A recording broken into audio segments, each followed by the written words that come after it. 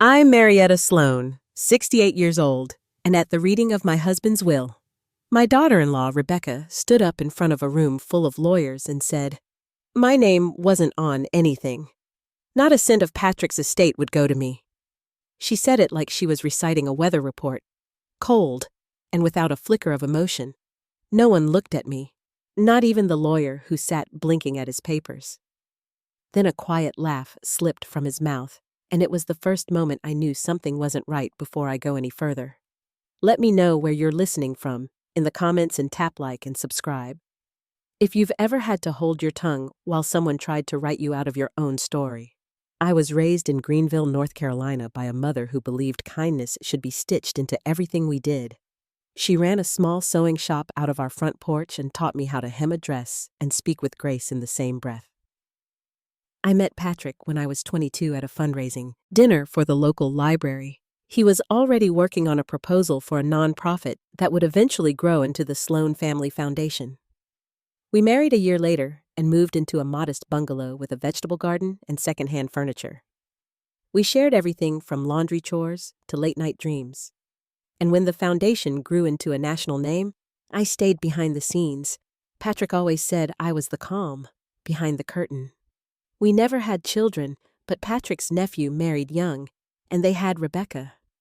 I watched her grow from a bright teenager into a sharply dressed woman with a legal degree and a voice that could cut glass at meetings. Patrick admired her work ethic and brought her into the family foundation board when he started slowing down. I didn't argue. She was family, and she was capable. But over time, things began to shift in ways I couldn't quite name. She started attending meetings without telling me, making decisions before Patrick even reviewed the paperwork then. When Patrick was diagnosed, everything changed faster than I could keep up. He insisted on staying home for treatment, and I became his full-time caregiver. 6 months of chemo pain management, sleepless nights, and quiet prayers, while Rebecca handled the legal side of things. Patrick passed on a Sunday morning, just before dawn. I held his hand until it went still and the house went quieter than I'd ever known it to be. The funeral was lovely, but it didn't feel like ours. Rebecca had arranged everything from the lilies to the slideshow down to the napkins. It was elegant to a fault. No room for grief, no room for warmth, just schedules and symmetry. I stood in the garden as the last guests drove away. No one asked if I needed a ride. Not even Rebecca. When I walked back inside, she was already boxing up papers from the dining table. She didn't look up when she said she'd arranged everything with the law firm. The legal process would begin next week. I said nothing. I just took the box. She handed me a silver tie clip, Patrick's name engraved on the inside. It wasn't even one he wore. Often.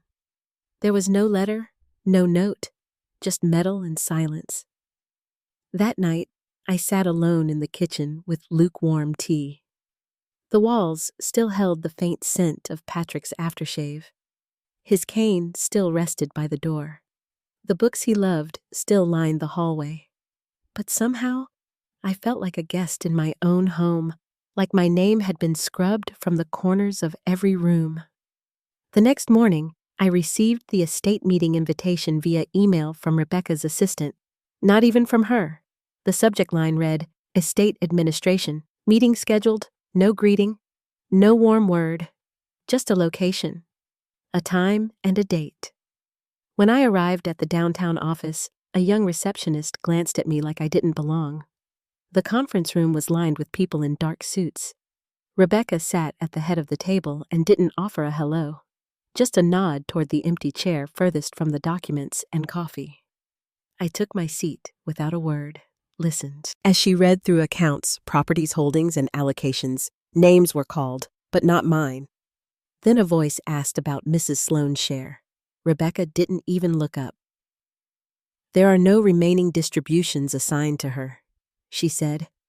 I didn't speak. I didn't move. I sat there as the room shifted, and the meeting went on, as if I had never existed when it ended. Rebecca packed her bag slowly, almost waiting for me to say something I didn't. I stood and left the cold air outside bit at my cheeks. But I felt nothing at all. I wasn't a widow. I wasn't a beneficiary. I wasn't even a name in the margins. I was invisible, and that was only the beginning. I didn't unpack that day. I left my coat draped over the chair and set the meeting folder on the kitchen counter without even opening it. Patrick's cane was still near the back door, right where he had leaned it the last time we came home from a chemo session. I hadn't moved it. I couldn't. I made myself a cup of tea and sat in silence while it went cold. There was nothing left to say, not out loud, and yet my thoughts wouldn't stop moving. The next morning, I opened the drawer in Patrick's study. Not because I had planned to, it was like my hand moved before my head caught up. It still squeaked the same way a little sound that used to drive him crazy. He'd always say it needed oil, and I'd always tell him I liked it that way. The drawer held what you'd expect old notes bookstore receipts, pens, lists in his familiar handwriting, but underneath the ledger there was a manila folder with no label. Inside were 3 pages. The first was a note in Patrick's handwriting. It was short, just a few lines, his hand shaky but unmistakable.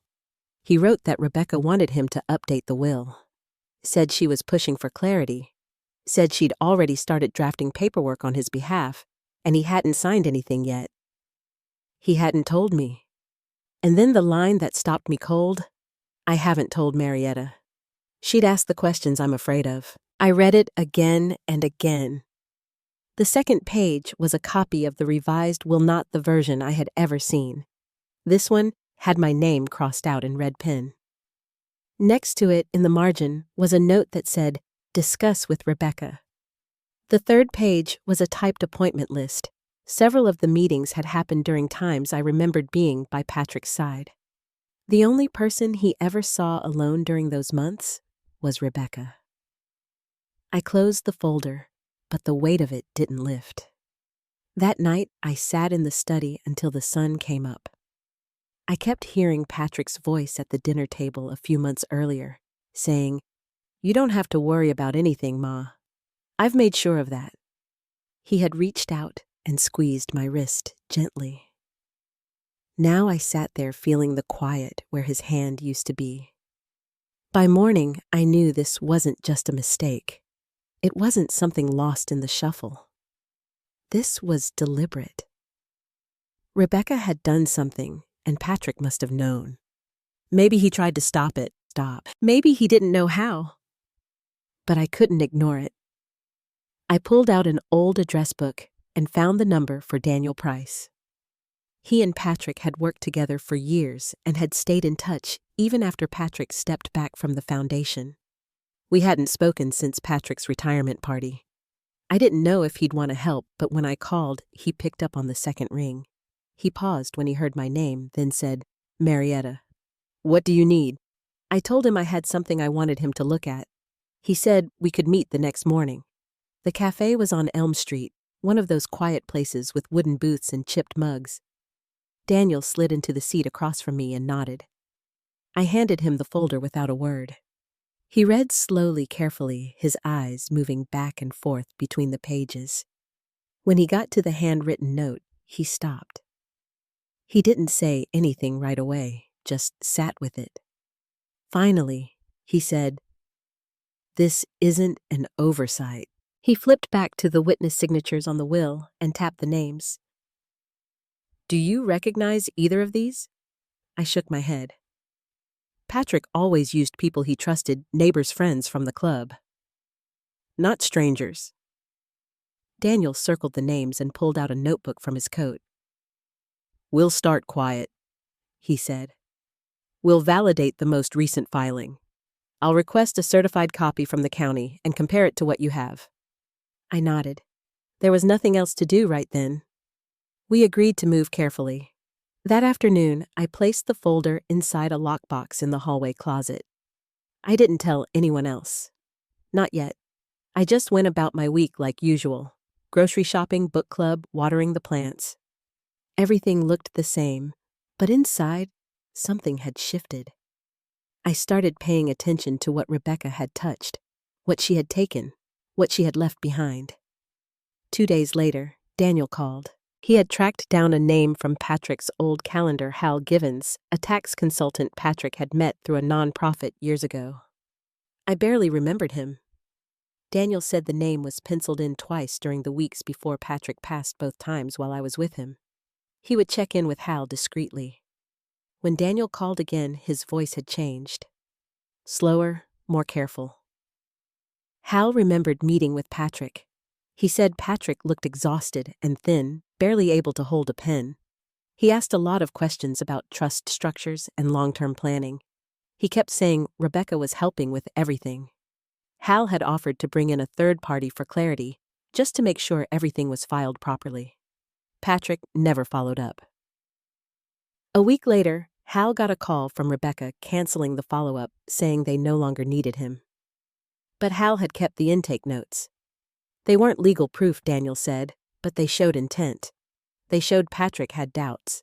That might be enough to open an inquiry if we wanted to go that route. I told him to move forward. I hung up and sat with the phone in my hand. That evening, I pulled out our old photo album. Not to remember, just to see things clearly. I studied the photos of Patrick with family at holiday dinners at the foundation. Rebecca was always there, smiling in the background, offering help, keeping things running. But now I noticed how often she was the one handing over documents, standing beside Patrick when decisions were being made. She had been planning something. And Patrick must have known something was off, but he didn't tell me. Maybe he thought he could fix it. Maybe he ran out of time. I closed the album and turned off the light. The house was quiet again, but it wasn't the same kind of quiet. I didn't feel invisible anymore. I felt like someone who was just beginning to understand the story she'd been left out of. The rain came steady that Monday morning, thin drops sliding down the kitchen window like clock hands that had forgotten how to move. I sat with my coffee going cold, staring out at the bare trees that lined our backyard. Patrick had planted those maples nearly 30 years ago. Now the leaves were gone and the branches reached upward, like they were still waiting for something. Daniel called at exactly 9:15, his voice calm but focused. He said Lydia Velasquez had filed the motion to challenge the will. It wasn't a full lawsuit, not yet, just a formal request to open discovery. If the court approved, we'd be allowed to review Patrick's financial records and digital files from the final months of his life. I thanked him and wrote down the hearing date on the edge of the newspaper, beside the crossword puzzle, the same one Patrick used to start every morning. Later that afternoon, I walked to Lydia's office just a few blocks from City Hall. Her assistant led me to a small room where the conference table was already covered with files, color-coded tabs, legal pads, and a half-finished timeline taped to the wall. Lydia joined me 10 minutes later, holding a printout. She said it was a confidential email from Rebecca, sent 6 weeks before Patrick passed. The subject line, read revised structure, immediate actions in the body. Rebecca had written a list of instructions to her team. One of them stood out. Remove co-beneficiary privileges per our discussion. I didn't say anything. I just looked down at the page and let the words settle. Rebecca had removed my name, not by accident, not through some quiet misunderstanding, but with clear, deliberate intent. Lydia asked if I was ready to proceed, if I wanted to continue the discovery process. I said yes, without thinking. The next few days moved slowly. Most of the time, I stayed home, organizing Patrick's desk, going through drawers he hadn't touched in years in the garage. I found his old file cabinet tucked behind boxes of winter coats. The drawer, for tax records, still smelled faintly of pine and tobacco. I pulled it open and found a document labeled Revocable Living Trust Addendum. It was unsigned. The language had been changed several times. Notes in Patrick's handwriting filled the margins. One section stood out, Survivor Protections, underlined twice, with my name written clearly. Beside it, he had written additional provisions for my healthcare housing and legal support in the margin. He had scribbled a note. We talked about this, Rebecca said she'd handle it. I made a copy and called Daniel. He asked me to bring it in the next morning. That evening, I sat on the front porch with a cup of tea, listening to the wind pass through the trees. My hands ached in a way I hadn't noticed before, not from age, but from the quiet strain of carrying someone else's silence for too long. The document had made one thing clear. Patrick had tried.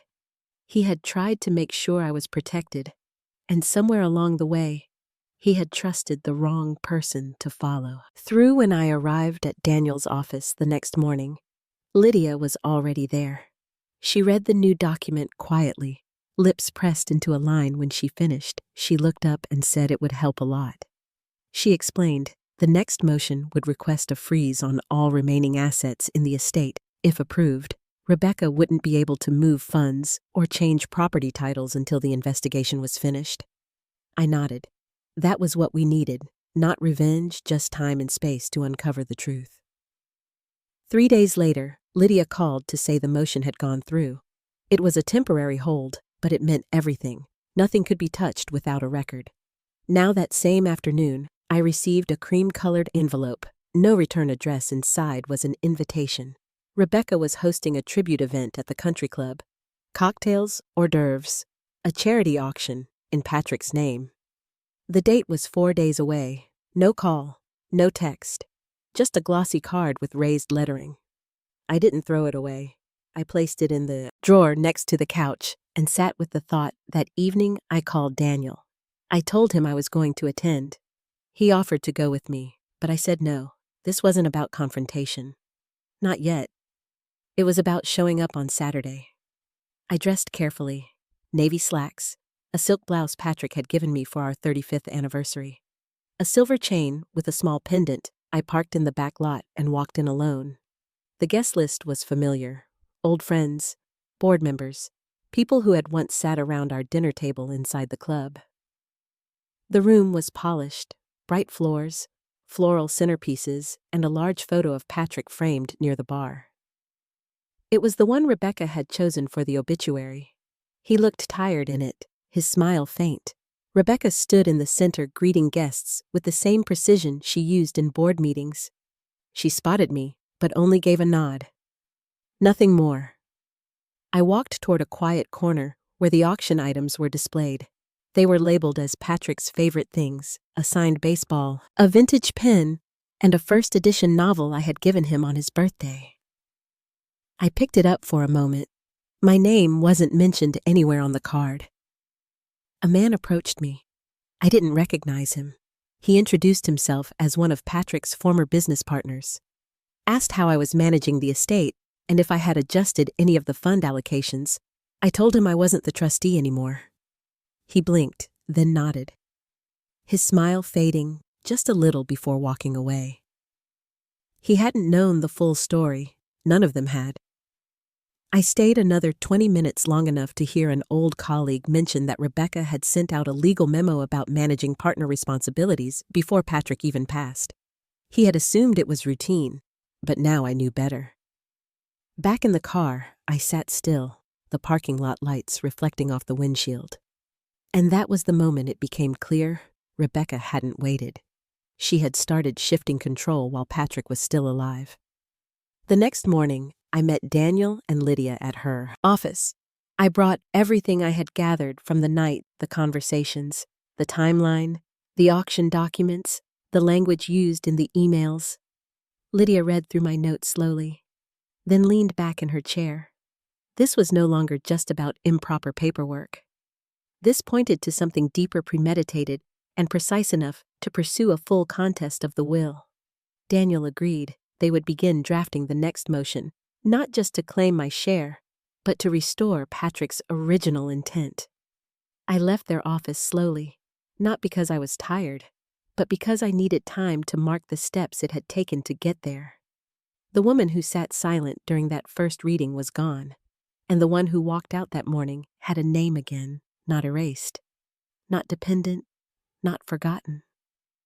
The house was still when I woke that Sunday, the kind of quiet that wraps around you before the world stirs.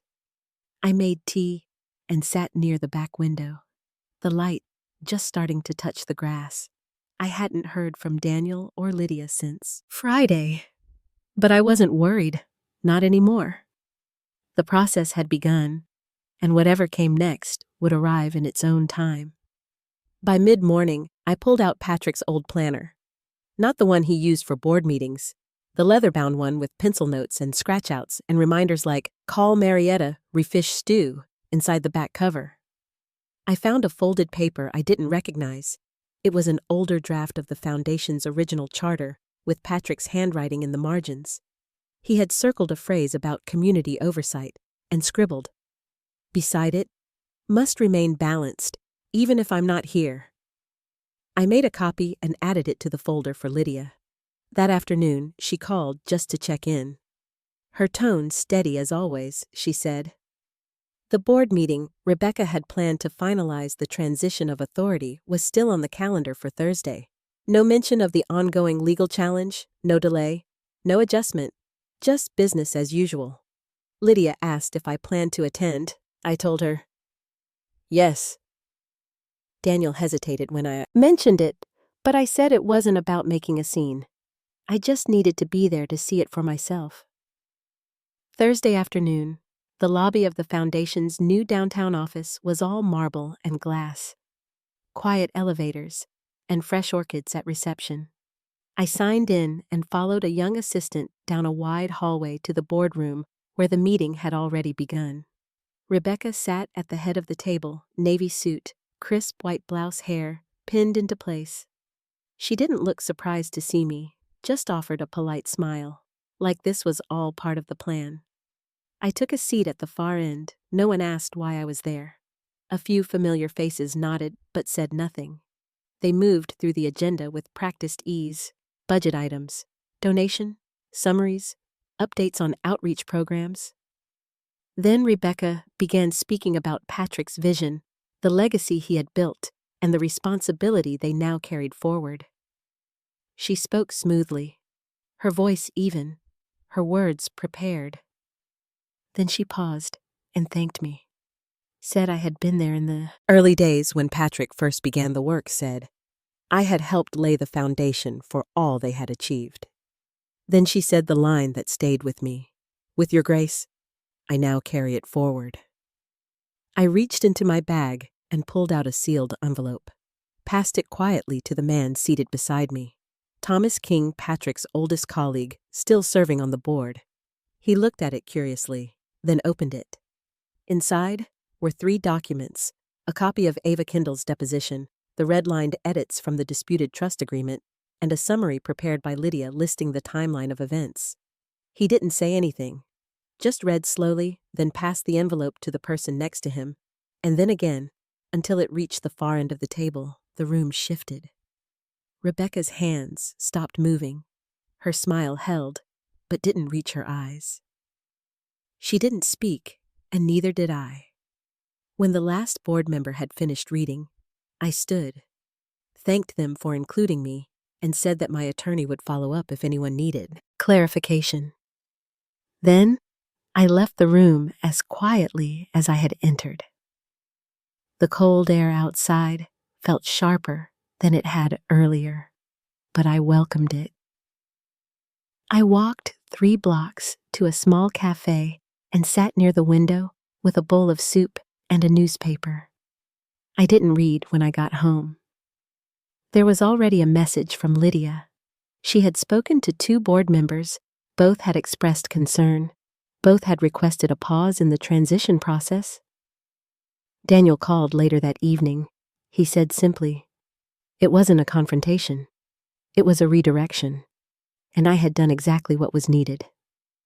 The next few days moved gently. No calls from Rebecca, no legal threats, no public statements. But behind that silence, we knew things were shifting. The board postponed its vote. A request was made to bring in an independent evaluator to review the amendments to the trust. Even without a court ruling, the narrative was no longer clean. The doubt was enough on Saturday. I opened the file box in the study where Patrick kept his early notes grant. Proposals, community contacts, sketches for programs that never made it past the planning stage. I sorted them carefully, placing each document into folders labeled by year. When I finished, I called Daniel and asked if he could help archive them somewhere safe, not for court, not for evidence, just for memory, for truth. That afternoon, I walked the lake path near our old neighborhood. The trees were still bare, but the air had changed, the wind lighter, the ground soft from thawing frost. It had been a long season, but the edges of something new were beginning to show. And for the first time since Patrick passed, I felt still, not quiet like before, but steady, like something inside me had settled into place. On Tuesday morning, I stepped into Lydia's office just after 8. The streets were still quiet, and the building hadn't quite warmed up yet. The conference room was already prepared, voice recorder center of the table, a legal pad for notes, and a second chair across from mine. Ava Kendall arrived right on time. Soft gray cardigan, dark jeans, her hair tied back like she hadn't slept much but didn't want to show it. Lydia offered her tea. Ava declined.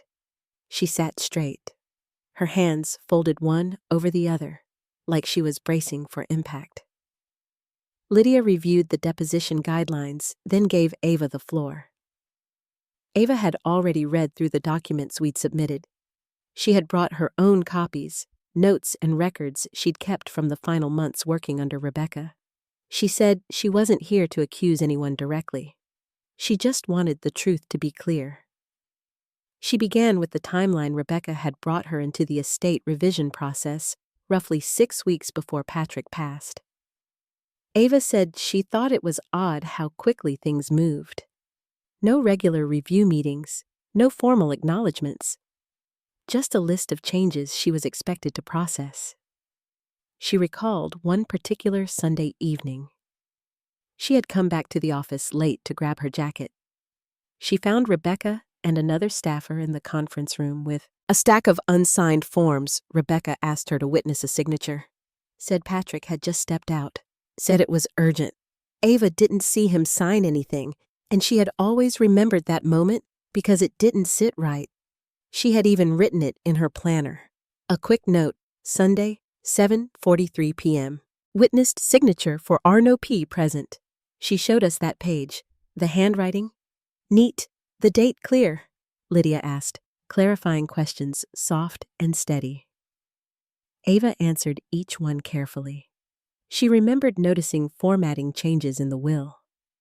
References to sections that had previously required a co-trustee's signature were missing.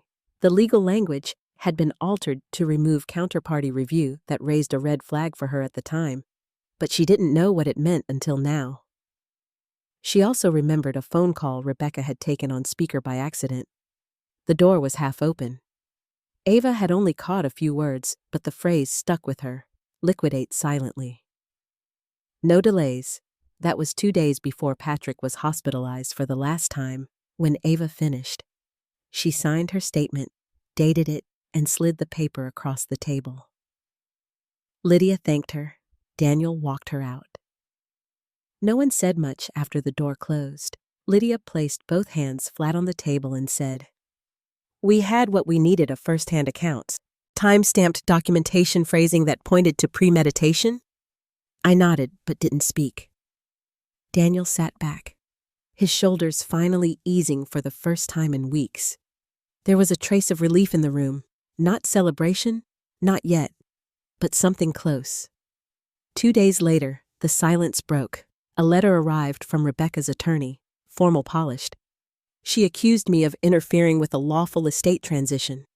Said I was driven by grief and personal misunderstanding, threatened to pursue legal costs if I didn't withdraw the motion. Within 10 business days, I read it once, then again, folded it neatly and set it beside my coffee. I called Daniel, told him about the letter. He asked if I was all right. I told him silence wasn't the same as surrender. He laughed, said that was the best thing he'd heard all week. Lydia filed our formal rebuttal that afternoon. It included Ava's signed statement, digital metadata comparisons, Patrick's previous calendar logs and office building entry records, 2 of the signatures of her. Timestamps on Rebecca's version of the will were logged on Sunday evenings when Patrick never worked, and the office had been closed. Daniel highlighted both entries, cross-checked against Patrick's known activities. We requested a handwriting expert to compare Patrick's medical records to the disputed pages that weekend. I went to the cemetery for the first time since the holidays. The sky hung low gray and still. Patrick's headstone was simple. His full name, the dates, a quiet phrase beneath it. He lived with grace. He left with love. I stood there for a long while. No words, no tears, just stillness. When I got home, there was a voicemail from Lydia. The assistant had agreed to be deposed. She had noticed irregularities during the estate revisions and had kept notes. She was ready to speak that night. I turned off the house lights and paused at the bedroom door. The photo of Patrick and me from that windy day in Maine still sat on the dresser. The frame tilted just a bit left like it always had, and for the first time in a long while, I didn't feel like I had to fix it. The following Tuesday, the sky was pale and still, the sidewalks damp from an early morning drizzle. I arrived at Lydia's office just before 9. The city hadn't quite come alive yet, which made the stillness inside the building feel even heavier. Daniel was already in the conference room sorting papers into stacks. The assistant brought in a pot of tea and placed a voice recorder at the center of the table. Ava Kendall arrived a few minutes later, her steps quiet, her face unreadable. She sat down without small talk, her hands folded neatly on the table. Lydia reviewed the deposition parameters once more, then nodded for Ava to begin. She didn't hesitate. She spoke clearly, laying out everything she'd seen and heard during the 6 weeks Rebecca had pushed through Patrick's estate revisions. She explained how routine procedures had been bypassed, how meetings were skipped, how forms were quietly altered. She recalled how Rebecca had asked her to witness a signature on a Sunday evening when Patrick hadn't been present. She restated the entry in her planner and submitted a printed copy of the page. Ava went on to describe a conversation she'd overheard while walking past Rebecca's office. The door was cracked. Rebecca was on the phone discussing asset distribution using the phrase, liquidate, silently. No delays. That call happened 48 hours before Patrick was hospitalized for the last time. Lydia asked if she had seen any documents that referenced Patrick's wife. Specifically, Ava nodded once, then pulled out a file. The language in one of the drafts had referred to co-beneficiary approval. But that section had been removed in the final copy. Rebecca had said it was unnecessary given Patrick's updated wishes. Ava said she remembered feeling uneasy about the removal, but hadn't had the authority to question it. At the time, she had kept the earlier draft. She signed her statement, dated it, and slid it across the table. Lydia placed it in a folder and gave a small nod. No one said much. Daniel looked across the table and simply said, "Thank you. We'll take it from here." When Ava left, she didn't linger. She pulled on her coat and walked out into the hallway without a backward glance. Once the door closed, Lydia leaned back in her chair, folded her hands and said softly, "Now we move." Daniel stood and walked to the whiteboard at the far end of the room. He wrote a date in the corner, the day of the preliminary hearing. If we proceeded, this would be the beginning of full discovery, including subpoenas for internal emails, drafts, communication logs, financial transactions, and staff assignments.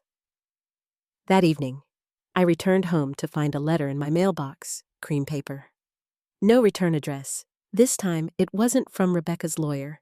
It was from the foundation, an invitation to attend the upcoming executive session, the one where they would finalize the internal transition and formally name Rebecca as managing trustee. The date was set for Thursday. I called Lydia and asked if it made sense to attend again. She said it was up to me. The court process would speak for itself soon enough. But presence still mattered sometimes more than paper. Daniel called later that night and offered to walk in with me. This time, I accepted on Thursday. The building was quiet when we arrived just after 2. The receptionist signed us in and directed us down the hall. Several board members were already seated when we entered. Thomas King looked up and gave me a quiet nod. Rebecca was seated at the head of the table, her expression calm, her voice easy as she greeted the room and reviewed the final agenda items. Daniel placed a folder on the table and slid it to the center. It contained Ava's deposition, the calendar logs, metadata comparisons, and preliminary results from the handwriting. Analyst, Rebecca's voice faltered just slightly as the folder opened. Lydia had arranged the contents cleanly, one document at a time, in chronological order. Daniel spoke. Gently, but with precision, he explained that based on newly submitted testimony and internal inconsistencies, we were requesting a delay in the finalization of authority until the court could conduct a full review. Thomas King asked, one question, was the board legally obligated to proceed today? Lydia responded, no, the bylaws allowed for discretion, especially under contested conditions. There was no vote that afternoon. Instead, the room shifted. No one said it aloud, but something had broken open. The board chair announced they would postpone the final decision, pending internal review and third-party counsel. Rebecca remained still, her expression neutral, her hands resting on a closed notebook. The meeting ended without a formal conclusion. Outside, the wind had picked up. Daniel and I walked back to the car in silence. He unlocked the door and turned to me, said you did exactly what you needed to do. We both knew that wasn't the end, but it was the moment the balance had shifted, not publicly, not yet. But behind the scenes, something real had changed. 2 days later, Lydia received an email from Rebecca's legal team. They were requesting a meeting not with me directly, but with Lydia and Daniel. The subject line read, Estate Matters, Preliminary Resolution, Discussion. I stood at the kitchen window later that night, hands wrapped around a mug of tea. The wind had settled, the porch light flickering softly across the railing. Patrick's cane still stood in the corner by the back door, untouched and waiting. 3 days passed without another letter, without a single call from Rebecca's attorney or anyone on her legal team. The silence wasn't surprising, but it didn't settle anything. Not yet. Lydia met me at the courthouse on Monday morning. She handed me a sealed envelope. The court had accepted our filing and scheduled the formal hearing for the end of the month. She said we'd be moving into discovery right away. Email logs, handwritten notes, anything attached to Patrick's trust revisions could now be requested under court order by Tuesday. Lydia had issued the first round of subpoenas. Daniel reviewed the list with me at his office. A quiet corner room with high shelves and framed photographs from the early foundation years. 2 of the requests were for access to Patrick's office computer and backup files stored on the firm's secure drive.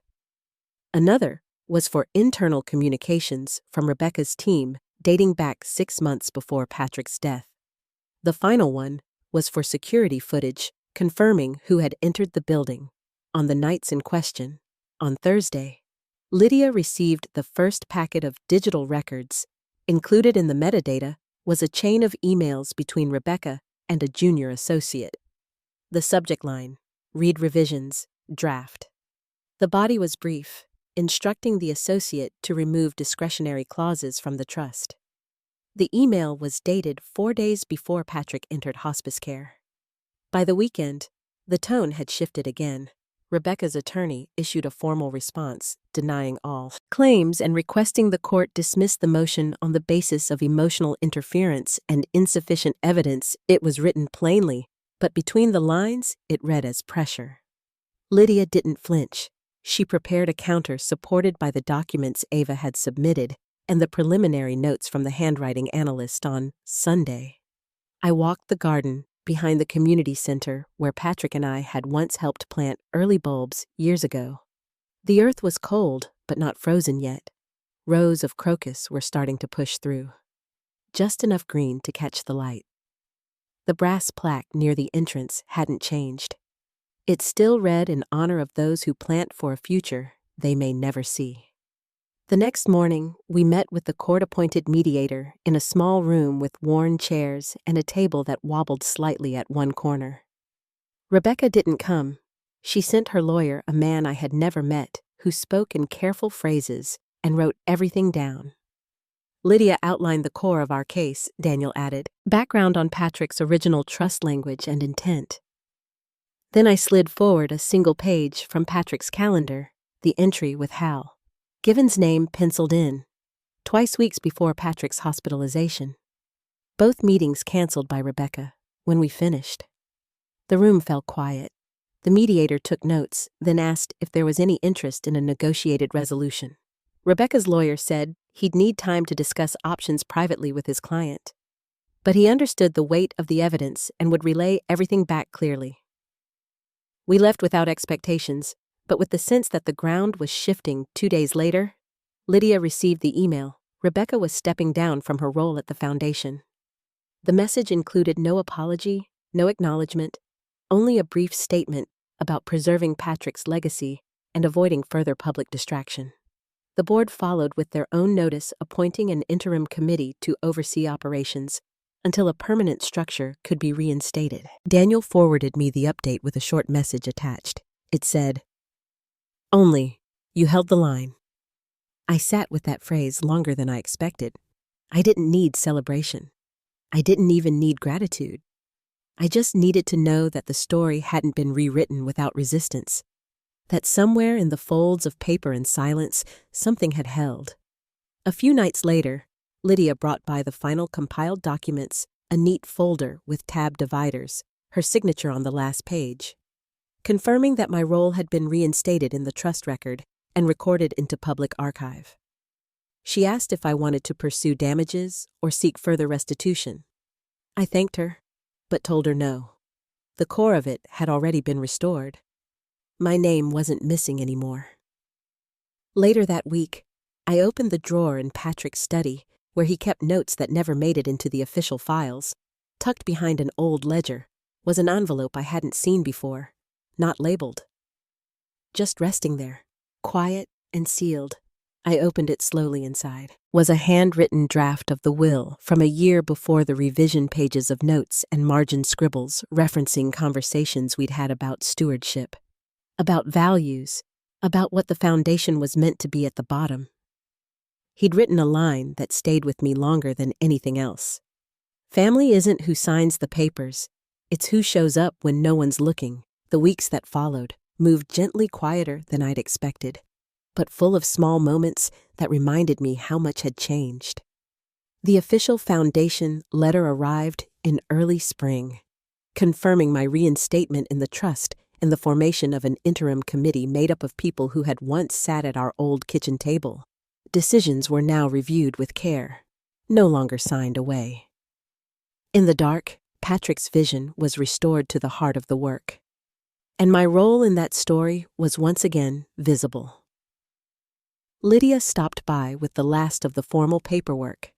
She left it on Patrick's desk and sat with me a while. Neither of us needed to say much. Sometimes just sharing the silence with someone who knows the whole journey is enough. Later, I tucked those documents alongside Patrick's handwritten notes and the draft of his will, a part of our story now preserved in its fullness, not rewritten or lost. In the first warmth of April, I walked to the community garden behind the center.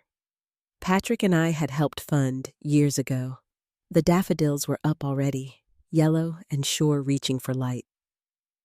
Even before the last frost faded, I stopped by the plaque at the gate, brushed a little mud away, and read the words we'd chosen together in honor of those who plant for a future they may never see. The space felt different now, not haunted by loss, but filled with the quiet hope of new beginnings. One afternoon, a letter arrived from a young woman who had received one of the foundation's earliest scholarships. She wrote about her own struggles, her hopes, and the way that small gesture had changed her path. She ended by saying she was now giving back, mentoring girls from neighborhoods like her own, and that the story we started continued on through her. That evening, I sat in the kitchen, sunlight slipping across the table, and realized the silence around me was no longer empty. It was full of memory, of hard-won clarity, and a peace I hadn't known in years. I had not erased anyone, not even Rebecca. I had simply refused to disappear. If there's anything this journey taught me, it's that justice sometimes comes quietly, not as victory, but as the restoration of truth. That dignity is found in holding your ground, and that kindness is often the bravest act of all. If my story speaks to you, if you've ever had to reclaim your place or defend what matters, I hope you know you're not alone. Thank you for listening and sharing this walk with me. If you'd like to hear more stories of resilience and hope, feel free to leave a comment or subscribe, and let's keep these stories alive together.